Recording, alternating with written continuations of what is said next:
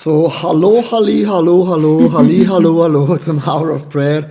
Hey, ich habe mich mega gefreut heute, weil ich gedacht habe, es ist schon ein extremes Vorrecht zusammen, das wir haben, mit so vielen Menschen einfach über die Mittagszeit zu beten, und viele hören sich das auch später nochmals an auf YouTube und beten mit uns zusammen mit. Ich finde es wirklich ein mega Vorrecht. Wer hätte das gedacht? Also noch vor Corona hätten wir es da gebetet in einem Raum mit 20, 30 Personen, und jetzt sind bereits im Chat schon mehrere Personen dabei. Ich finde es einfach ein big Vorrecht. Kann ich nicht anders sagen, mit euch zu beten, die nächste Stunde. Das ist genauso. Ein herzliches Hallo auch von meiner Seite. Und heute haben wir auch neben dem Gebetsbuch, das du schon bei dir hast, einen spannenden Titel. Das ist eine Gebetsform aus diesem Gebetsbuch, und sie heißt "So findet dein Gebet zum Erfolg". Genau. Und wir haben ja hier dieses Gebetsbuch, das ist ebenfalls entstanden letzten März durch Hour of Prayer. Also vielen, vielen Dank an euch alle, weil ihr habt uns inspiriert, ihr habt uns am Draht gehalten, so dass wir weitergemacht haben und einfach diese 31 Gebetsformen zusammengestellt haben und schlussendlich hier im Buch verfasst haben für dich zu Hause als Inspiration. Wir hören das immer wieder. Leute sind inspiriert worden durch diese Gebetsformen, weil sie sind ganz praktisch. Sie sprechen nicht übers Gebet, sondern sie helfen dir, dass du ganz praktisch beten kannst. Deswegen empfehlen wir dieses Buch auch jedes Mal noch hier bei Hour of Prayer. Ja, und ich habe auch den Link eingeblendet, wo man es bestellen kann. In Zürich gibt es auch über Get Medien, über Fontis und so weiter und so fort. Das Coole an diesem Buch ist, es ist ein Volontierprojekt, wo viele Leute von unserer Church, auch Grafiker, mitgemacht haben. Unser Sohn verpackt das Ganze, rausgegeben von ICF Zürich in dem Sinn. Und jeder Euro, jeder Schweizer Franken, den du mit diesem Buch das erwerbst, geht direkt in die ICF Church, also nicht in unser Konto. Ich habe 21 Bücher mit dem geschrieben, und jedes Buch habe ich ICF Zürich verschenkt. Das Copyright gehört der Church, und verdienen seit Jahren von den Büchern nichts, weil ich gesagt habe, ich möchte nicht Werbung machen und das geht in dein eigenes Portemonnaie. Und ich finde es einfach mega cool, einfach auch Dinge zu machen, wo die Church ist gesegnet, und ich habe ein Gehalt von der Church, von dem her einfach erwähne ich immer wieder, weil manchmal Leute das Gefühl haben, ICF Zürich, jedes Gebäude und die LED-Wand und alles. Die Leute verdienen echt viel Geld, und ich finde es cool.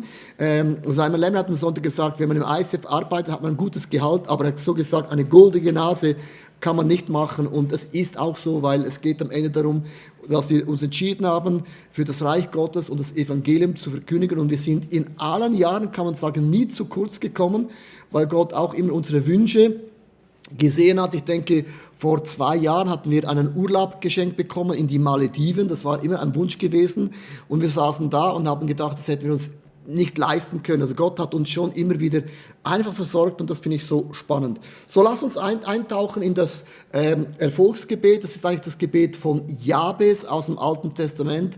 Das möchte ich mit euch gerne zusammen durchbeten. Das sind ganz, ganz einfache Schritte, und ich finde es mega cool, dass es so Geschichten in der Bibel gibt, die uns so mega Mut machen, dass man aus der größten Niederlage, aus der größten Katastrophe im Leben, kann Gott nochmals ein Wunder vollbringen. Man sagt, ein zerschlagenes Ei kann man immer noch nicht mehr reparieren, aber man kann eine Omelette oder Scrambled Egg draus machen. Und das macht Gott sehr oft. Aus krummen Zeilen, sagt man, schreibt Gott doch nochmals Geschichte. Jabes, das ist ein Name, der kommt in der Bibel im 1. Chronik 4, Vers 9 und 10 vor. Leo, genau 2 Verse lang steht über Jabes geschrieben. Was ist denn das Besondere an Jabes? Ja, ich möchte es euch gerade vorlesen, was ist das Besondere, und das ist auch für mich eine extrem ermutigende Story, weil es heißt in 1. Chroniker Kapitel 4, Vers 9 bis 10 aus dem Alten Testament, also wirklich eigentlich 2, 3 Verse, nicht mehr und nicht weniger.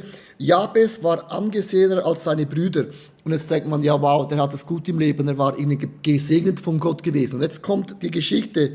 Seine Mutter hat ihm den Namen Jabes, das heißt, er bereitet Schmerzen gegeben, weil seine Geburt schwer gewesen war.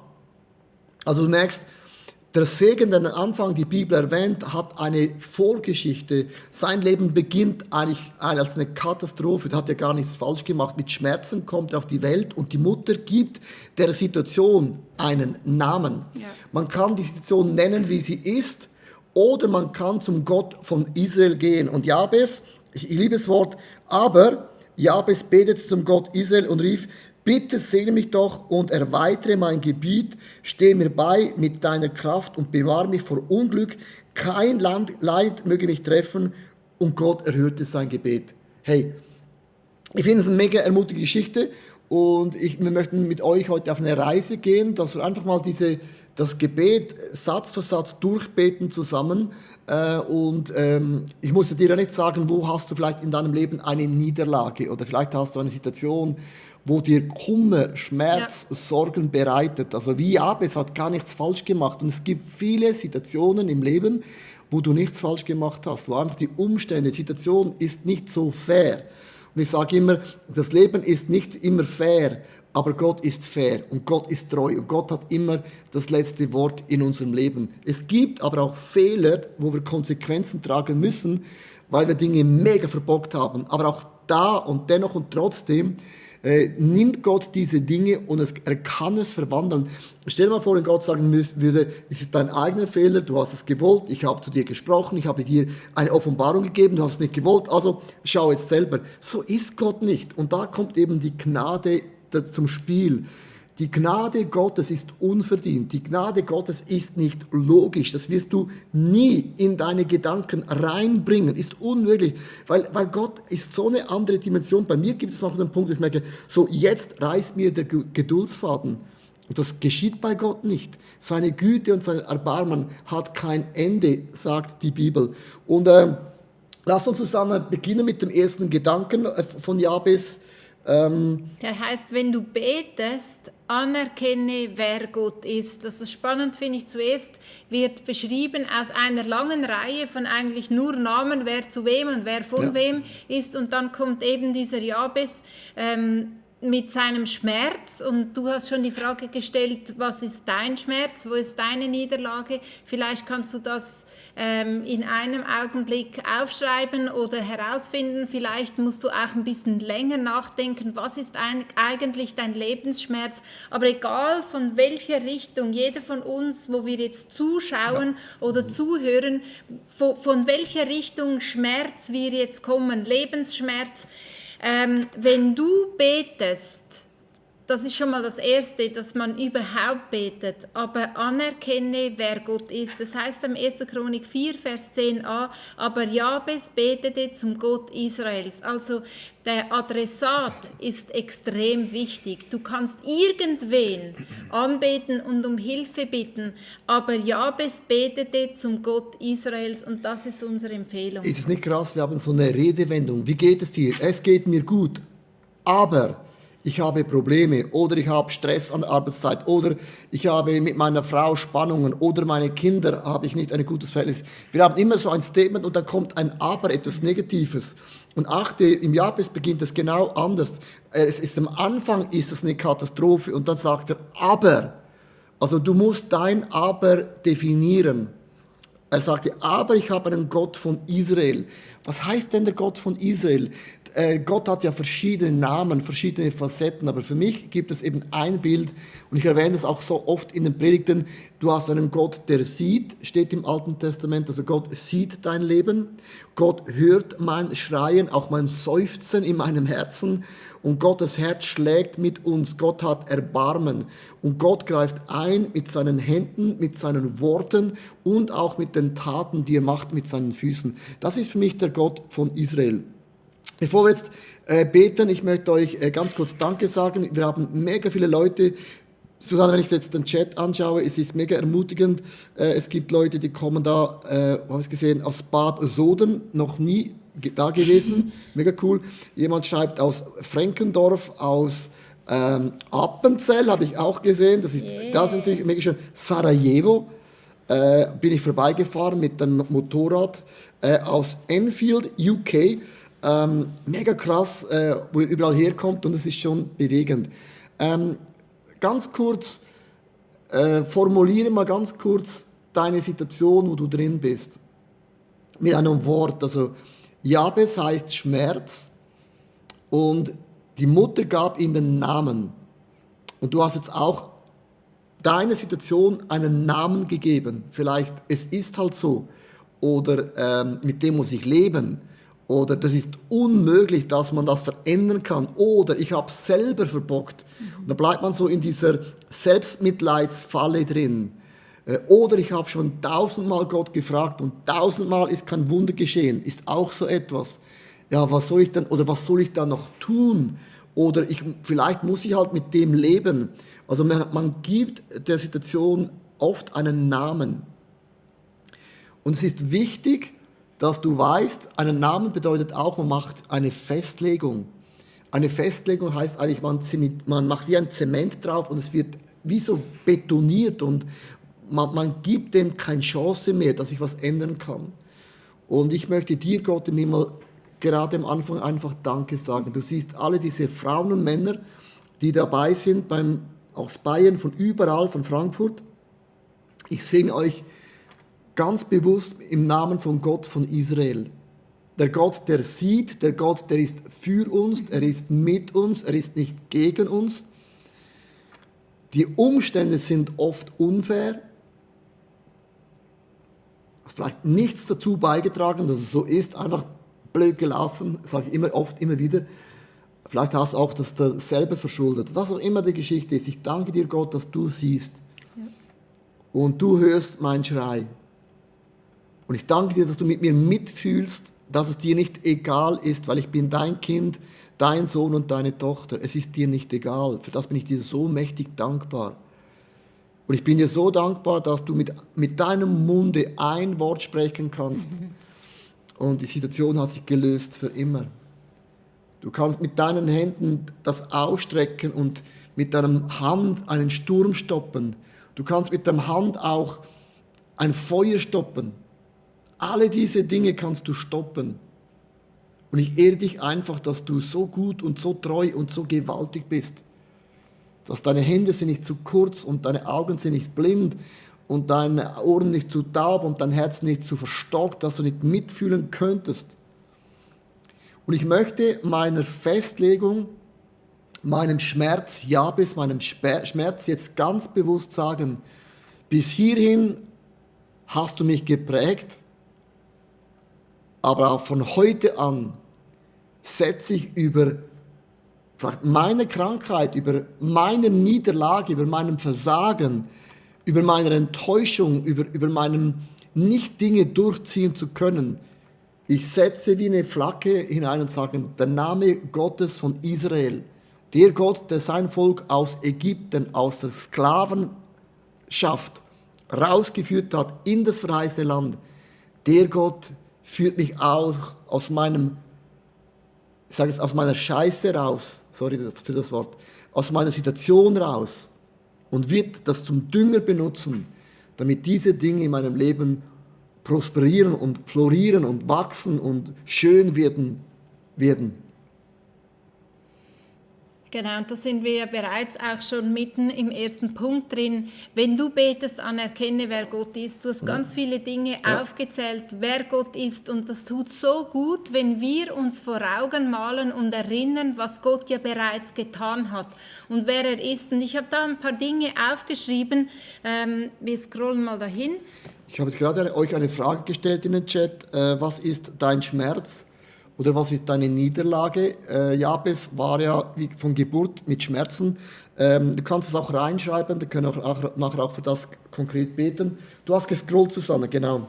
Genau, einfach, dass diese Dinge, wo wir Gott Danke sagen, hilft uns auch anzuerkennen, wer Gott ist. Danke, dass du mich nicht vergessen hast, ist zum Beispiel etwas, und wo ich mich einfach zurückerinnern kann, wo hat Gott schon eingegriffen, und dann aus tiefstem Herzen sage, danke Gott, dass du mich nicht vergessen hast, dass du keiner von diesen Menschen, die jetzt zuhören und zuschauen, keinen hast du vergessen.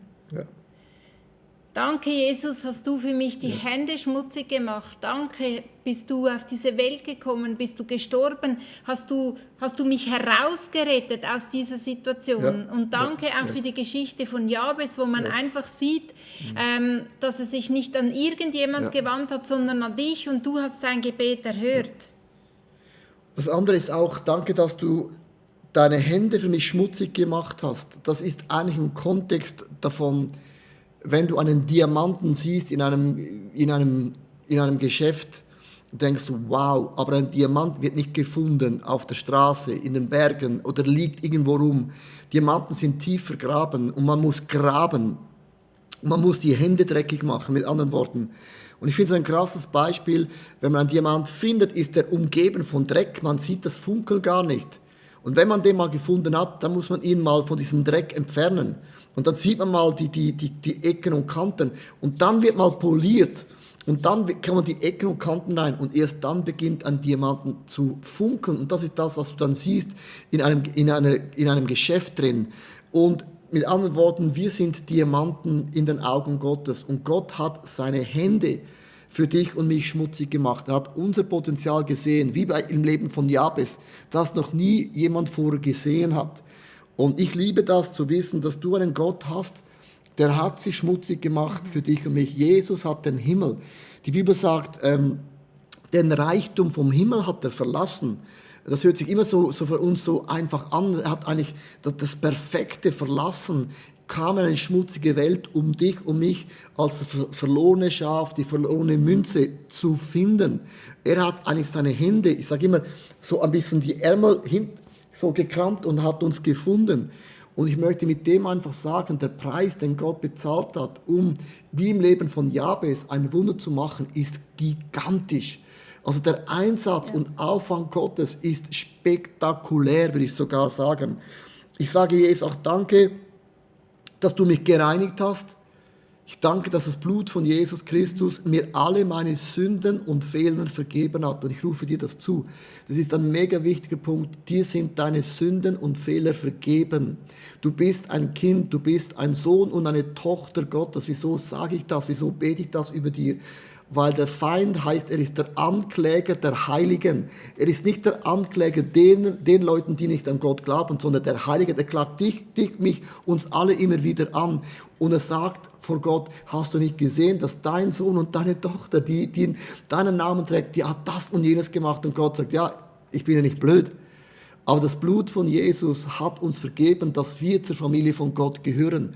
Und das kann uns niemand mehr wegnehmen.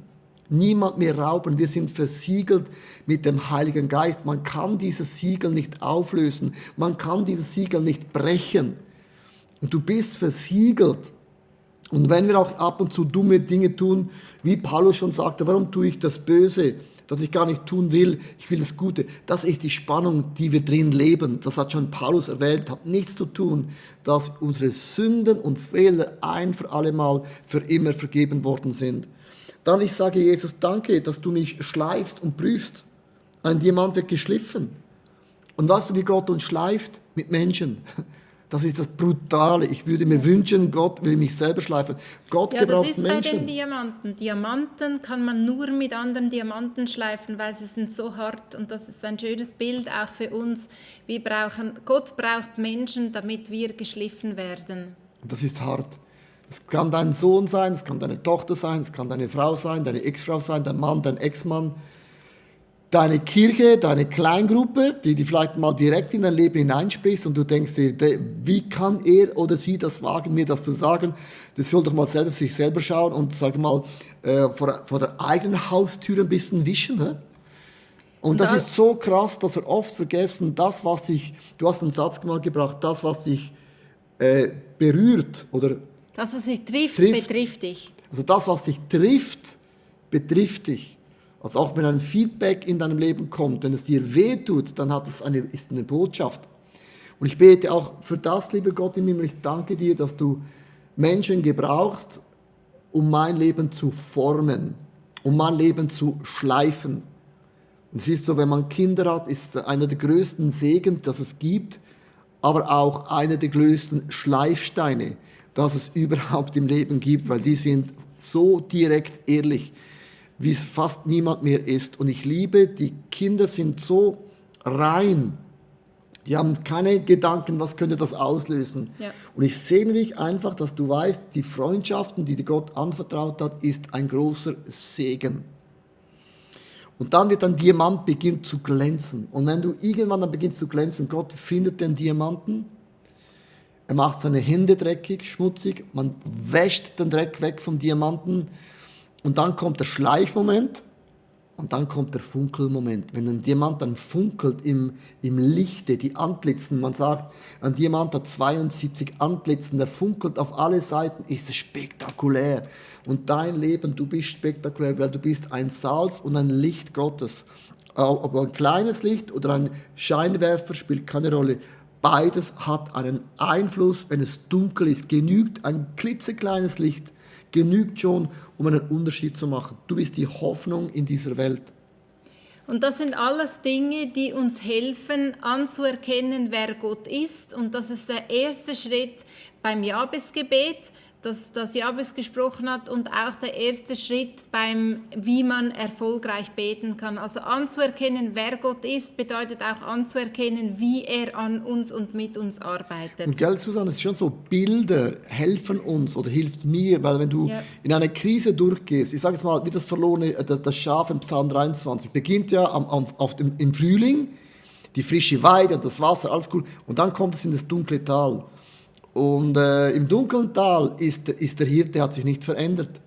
Die Situation hat sich verändert. Das Schaf ist das Gleiche, der Hirte ist das Gleiche, die Situationen haben sich geändert. Und nach dem dunklen Tal kommt die Herbstweide. Da ist das Gras noch viel krasser als im Frühling. Und dort hast du einen Segen, den du mit Gott erlebst, gigantisch. Und ich finde es ein schönes Bild, weil Gott hat sich nicht geändert. Der Hirte hat sich nicht verändert. Das ist der Gleiche vor dem Tal, im Tal, auch nach dem Tal. Und das sind für mich Bilder, die ich für mich nehme, das Bild vom Hirten oder einen Diamanten, das mir dann das Gefühl gibt, wenn meine Seele laut wird. Und die Seele ist laut, wenn du in einer Krise drin bist. Die ist mega laut, vielleicht berechtigt, unberechtigt. Dann helfen mir Bilder oder Geschichte auch von Jabes. Und Susanne wollte es jetzt einleiten in den nächsten Punkt, wo wir beten möchten. Also wenn du betest, dann bitte Gott um seinen Segen. Bitte segne du mich doch. Das war das Gebet von Jabes. Und Susanne, wenn du jetzt für uns betest, ich habe den Leuten im Chat die Frage gestellt, ich möchte es ganz kurz für dich vorlesen, dann kannst du für diese Leute beten. Ich habe gefragt, wo erlebt ihr einen Schmerzen? Und jemand hat gesagt, sie muss weinen, ist berührt. Jemand hat Schmerzen, heißt Fibromyalgie, habe ich noch nie gehört. Ablehnung, keine Anerkennung, ein Trauma. Sie haben schon Ängste, schon seit 40 Jahren, ein Leiden, Arthrose in beiden Knien, hat zu tun mit der Fußballkarriere, Rückenschmerzen, auch Angst vor einer schweren Diagnose, Versagerangst, genau. Jemand sagt, hallo, ihr Mann hat einen Motorunfall gehabt, das hat sein Leben dramatisch verändert, Schmerzen, nicht fit zu sein. Die hat eine Tochter verloren, die Tochter hat ihr Kind verloren. Das ist ein einschneidendes Essverhalten, Anfechtungen und so weiter und so fort. Und ich fände es cool, wenn du, Susanne, jetzt einfach diese Menschen segnest. Das sind natürlich noch viel mehr Anliegen, auch die das später auch dann zuhören auf YouTube. Wenn du das jetzt auch hörst, wir möchten auch schon für dich jetzt einfach beten, dass wie Jabes sagt dir, Gott, bitte segne mich. Und wir haben auch noch Anliegen aus der Church, wo jemand schreibt, wir haben Ende Mai und Ende November 2020 2 Fehlgeburten in der 10. Schwangerschaftswoche erlebt. Und natürlich schreibt sie braucht da Heilung, zum einen für die verwundete Seele, fürs gebrochene Herz, und sie brauchen auch wieder Hoffnung und Mut. Also auch das ist ein Anliegen. Oder jemand anders schreibt, dass der ältere Sohn MS-Diagnose bekommen hat, der jüngere Sohn hat ausgerechnet auch noch eine Diagnose bekommen, und da bricht auch so alles zusammen, gesundheitlich in der Familie. Jemand anders schreibt, dass sie schlechten Umsatz gemacht hat in einem neu gestarteten Café, das sie letztes Jahr gestartet hat. Und wenn ich jetzt um Segen bete, dann bedeutet Segen heißt unter anderem, dass wir uns und unsere Situation unter den Einfluss von Gott stellen. Und das finde ich ein schönes Bild. Also ich stelle mir bildlich vor, wir haben das jetzt alles erwähnt, das steht jetzt im Raum, und wir bringen diese Situationen unter den Einfluss von Gott, so wie wenn man zum Beispiel eine Pflanze nach draußen an die Sonne stellt oder eine durstige Pflanze unter den Einfluss von Wasser bringt. Da geschieht etwas, da passiert etwas, und genau das machen wir jetzt im Gebet. Und himmlischer Vater, wir bringen all diese Anliegen, ausgesprochen, im Herzen getragen oder noch nicht mal bewusst. Wir bringen auch uns selber, weil wir machen uns mit dem Gebet von Jabes 1, bitte segne mich. Das heißt, ich stelle mich unter deinen Einfluss. Ich öffne meine Gedanken für deine Gedanken. Ich öffne einfach meinen ganzen Körper, meine Seele, meinen Geist für deinen Einfluss. Und jetzt bitte ich dich, Heiliger Geist, dass du jetzt in dem Moment kommst, mit deinem Fluss, mit deiner Kraft, mit deiner Liebe, mit deiner Besonnenheit, mit deinem Frieden, mit deiner Heilung, mit deiner Stärkung, dass du kommst, dass wir einfach jetzt unter deinem Segenseinfluss stehen. Und du kannst es auch heute vielleicht ganz, ganz praktisch machen, indem dass du unter die Dusche stehst und einfach das Wasser anlässt und dir jetzt vorstellst, ich stelle mich unter diese Dusche Gottes. Das ist für mich so ein Begriff von Segen. Also das ist so mein Bild, wie ich mir das verinnerliche. Ich stelle mich unter die Dusche, stelle das Wasser an und sage, das ist das Bild Gott, durchnässe mich, durchtränke mich vom Kopf bis in die Zehenspitze, dass alles in mir umgeben ist. Und das Segen bedeutet ja nichts anderes als das, dass der Himmel, das Reich Gottes, wie im Himmel, so auf die Erde kommt. Das bedeutet, es ist eine ganz andere Dimension als unsere menschliche Dimension. Der Segen Gottes kann man nicht vergleichen mit der menschlichen Intelligenz oder mit der menschlichen Weisheit. Gottes Weisheit und Gottes Intelligenz und Gottes Möglichkeiten ist eine ganz andere Substanz als das, was die Welt uns anzubieten hat.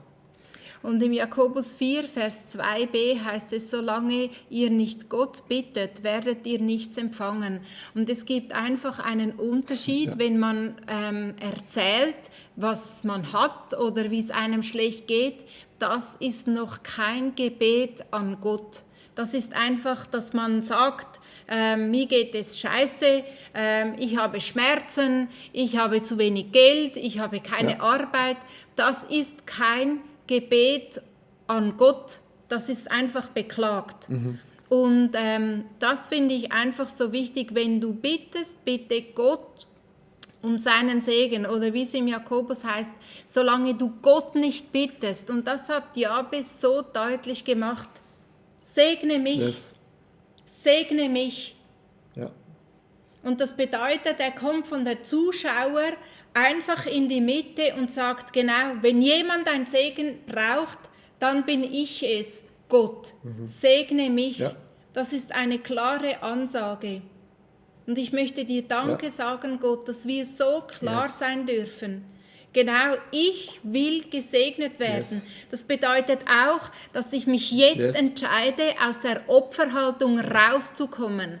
Und es ist bei diesem Jabesgebet einfach so sichtbar. Er will nicht mehr in dieser Opferhaltung vom Schmerz drin sein. Ja. Und vielleicht musst du dich jetzt in dem Moment entscheiden und sagen, segne mich. Das heißt, ich lasse diese Schmerzen, diese Situation los und ich lasse sie hinter mir. Ja.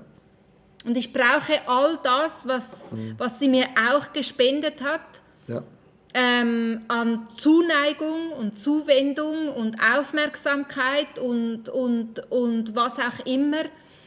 Es kann auch sein, dass du einfach mit deiner Krankheit so einen Platz und eine Aufmerksamkeit in deiner Familie hast, und ich möchte dir nichts unterstellen.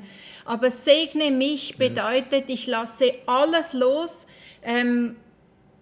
und empfange von dir. Ja. Das Göttliche. Ja. Und weißt du, ich möchte es ganz bewusst auch betonen, weil Gott ist ein Gott der Wunder. Wenn Gott uns das geben würde, was wir verdienen, dann gute Nacht. Und das Evangelium ist eine gute Botschaft, eine gute Nachricht, und zwar für jede Situation, wo man drin ist. Ja, und es ist nicht so, dass wir ein Wohlstandsevangelium verkündigen. Mit Gott gehst du nur durch die Decke, mit Gott wirst du reich, mit Gott bist du nur gesund. Kommt nicht aus unserem Mund, aber wir sind Möglichkeitsdenker. Möglichkeitsdenker bedeutet, dass in jeder Situation Gott dennoch zum Ziel kommt. Und Paulus hat gebetet in der Bibel 3-mal, dass Gott den Pfahl aus seinem Fleisch nimmt. Und das hat Gott nicht gemacht. Und er hat nicht das Wunder erlebt, was er erleben wollte.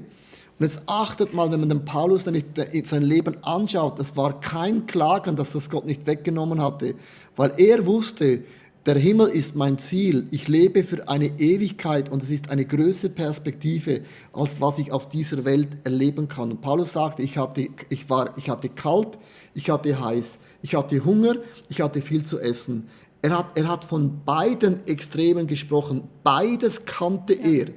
Und dennoch hat Paulus gesagt, am Ende vom Tag ist Gott mein Versorger und Gott ist auch meine Zuflucht und Gott ist auch der Ort, wo ich hingehe. Wieso sage ich das? Weil oft werden wir auch missverstanden in dem, was wir sagen, was wir tun. Und es ist so, Gott heilt immer. Warum heilt Gott immer?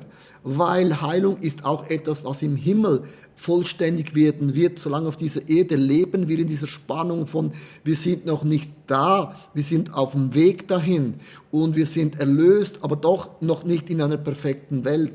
Und die Hoffnung, dass wir eines Tages für immer gesund werden, ist da, weil es gibt Menschen, die sind mit Krebs gestorben und sie werden nicht im Himmel da liegen mit Krebs. Die sind wiederhergestellt im vollen Körper. Und darum heilt Gott immer. Das ist meine Aussage. Wir haben einen heilenden Gott, weil unsere Perspektive, unser Leben ist hier, wir sind jetzt eine Pilgerreise. Dieses Leben ist ein Test. Und das hat schon Abraham so gemacht. Abraham kam nie an das Ziel an, weil Gott hat gesagt, du wirst das Ziel gar nicht erreichen. Das Leben von Abraham war eine prophetische Botschaft. Wir sind unterwegs als Pilger und Pilgerinnen. Wohin?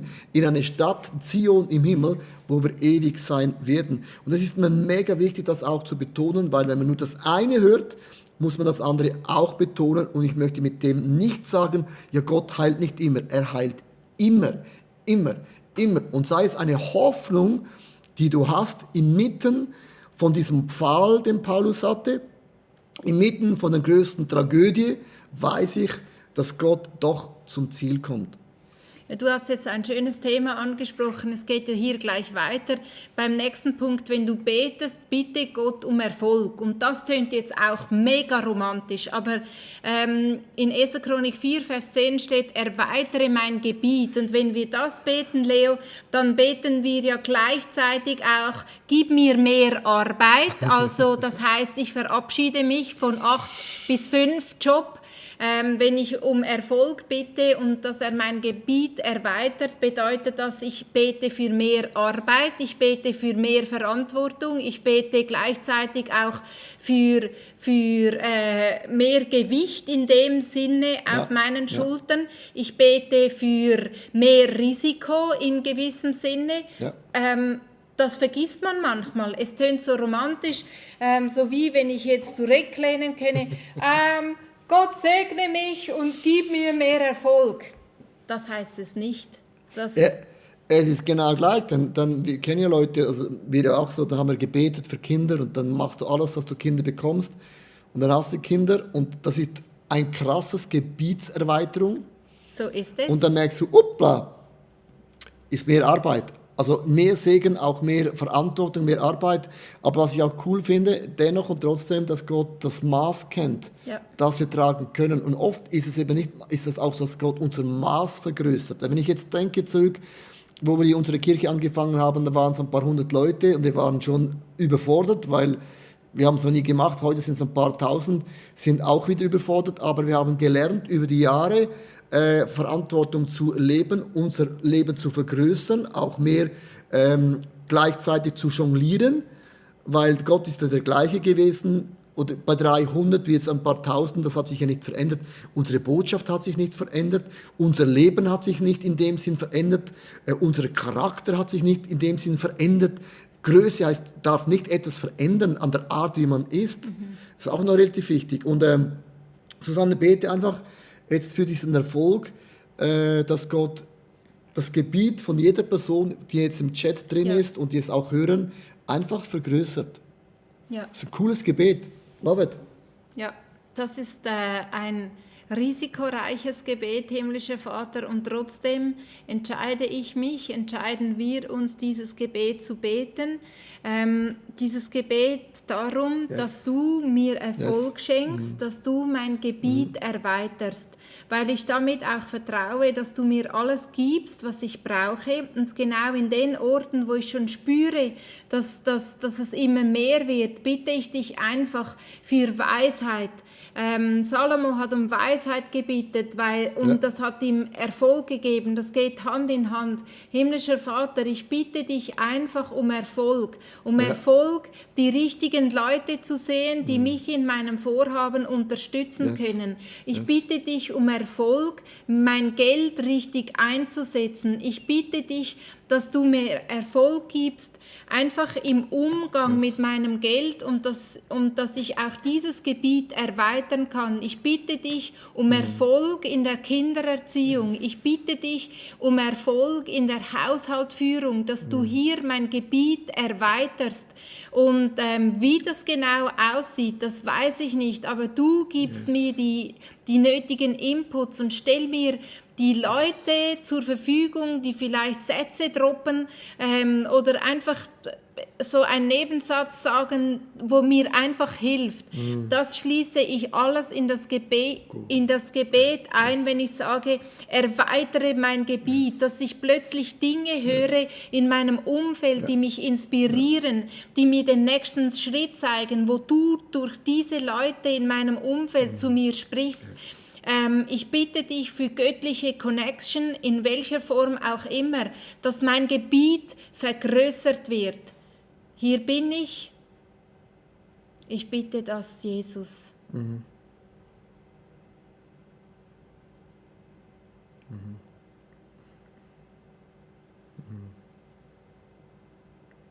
Ich liebe dieses Gebet, das Gebiet zu vergrößern, und weil ich mit meinem Leben Gott zur Verfügung stehe. Und ich bete mit dem auch, dass Gott Grenzen sprengt, die ich mir nicht vorstellen kann. Also das ist auch so, man hat eine Vorstellung. Und ich lege diese Vorstellung in die Hände Gottes, und Gott sprengt gewisse Dinge, die man nicht gedacht hat.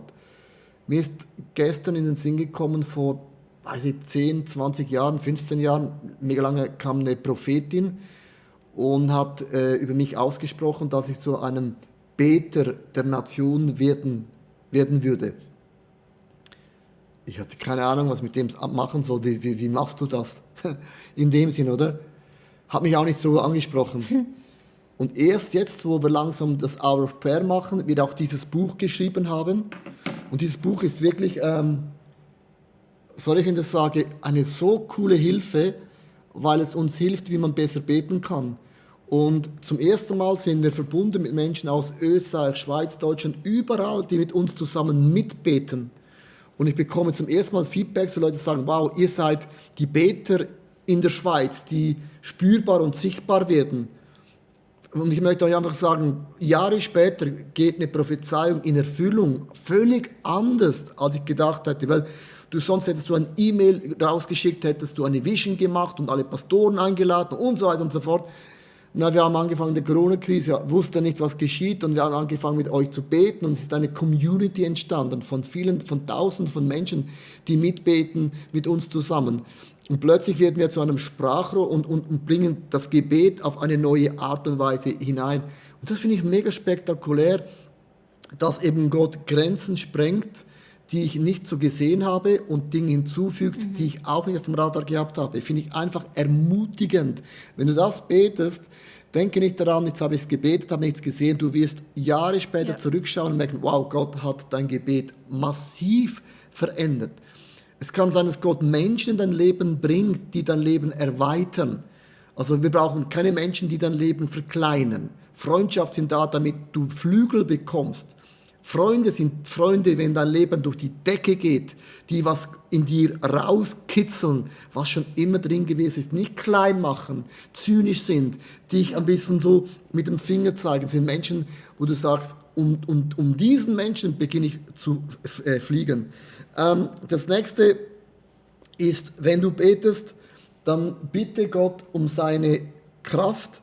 Jabez sagte, steh mir bei mit deiner Kraft. Das ist mega wichtig, weil ohne die Kraft von Gottes sind wir hilflos, ist unmöglich. Ja. Und es ist eine Substanz, das ist mehr als Red Bull, ist mehr als dein stärkster Kaffee, den du niemals trinken kannst. Die Kraft Gottes hat die Mauern von Jericho zu Fall gebracht. Das war unmöglich, eine so dicke Mauer, so hoch, unmöglich.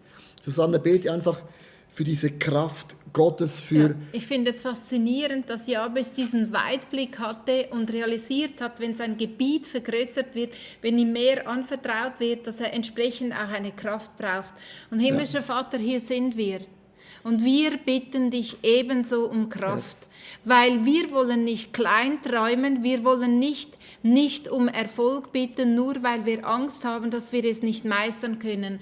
Wie Jabez machen wir uns bewusst, wenn das eintrifft, was wir in unserer Vorstellung haben oder wenn wir uns öffnen, dann brauchen wir Kraft. Und um diese Kraft bitten wir dich wie Jabez, steh mir bei mit deiner Kraft, himmlischer Vater, mit deiner göttlichen Kraft, mit deiner Kraft, der Tote lebendig macht. Und du sagst, die Kraft ist so groß, die in uns wirkt, wie die Kraft, die Jesus wieder auferstehen ließ. Und wir strecken uns einmal mehr aus nach dir und bitten dich um deine Kraft. Yes. Um deine Kraft auch Schritte zu tun, die uns jetzt in dem Moment bewusst werden, wo wir Dinge loslassen müssen, Schritte aus dem gewohnten Umfeld heraus machen müssen, Schritte machen müssen, wo wir wissen, dass wir Menschen vor den Kopf stoßen. Gib uns Kraft. Ja. Ja, es haben dann auch Leute geschrieben im Chat drin, du hast keine Kraft mehr. Und das ist oft genau, wo man wirklich am Ende ist, wo man nicht mehr weiter weiß, wo man wirklich einfach merkt, man fühlt sich wie so leer gepresst, wie eine Orange, die man ausgequetscht hat, wo nur noch die Haut da ist. Und ich bete für die Menschen, die jetzt einfach sagen, ich habe keine Substanz mehr, ich habe keine Energie mehr. Und ich bete, dass du, Heiliger Geist, übernatürlich vom Himmel her wie so einen Regenschauer schenkst. Regen ist Segen. Und ich bete, dass dich das durchströmt, dich erfrischt. Ja. Aber ich bete auch, dass der Heilige Geist dir jetzt auch vielleicht Dinge zeigt, die du unternehmen könntest oder tun lassen solltest oder Energie raubt. Und vielleicht gibt es Dinge, wo du tun kannst, wo dir Energie gibt, die dich beflügelt. Ich bete für das im Namen von Jesus Christus über deinem Leben.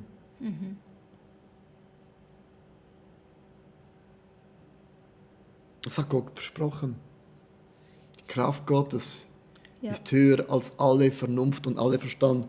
Und Maria hatte ja auch eine riesige Gebietserweiterung erlebt, als der Engel kam und ihr sagte, dass sie schwanger werden wird und den Sohn Gottes zur Welt bringen wird. Das ist auch so eine riesen Gebietserweiterung. Und sie hat gefragt, wie soll das geschehen?